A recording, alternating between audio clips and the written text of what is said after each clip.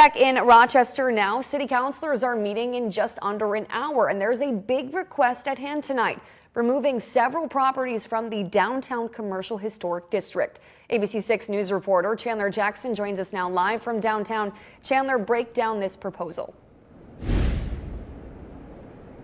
Yeah, Maisie, the group behind this request, Capital Ventures LLC, is hoping that this request will give them the opportunity to be able to use these properties that you see behind me here in a more economically viable way. However, there are some that aren't convinced by that argument.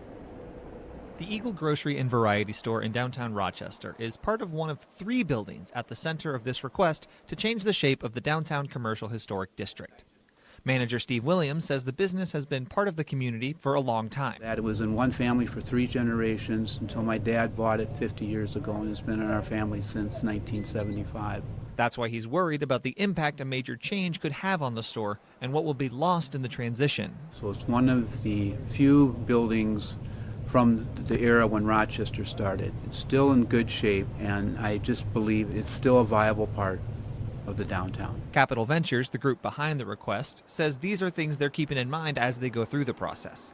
Their proposed development would be adding multiple stories of condos and hotel space, but while maintaining 2 of the original buildings and street-level storefronts. We've been working with our partner construction firm and trying to conceptualize how we go about maintaining the facade and then other historic features on the inside of both the Oddfellows and the Olmsted County Bank and Trust buildings.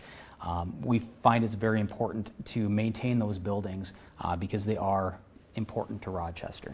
Back in September, Capital Ventures made their pitch to the Heritage Preservation Commission, citing economic hardship as the reason for the request.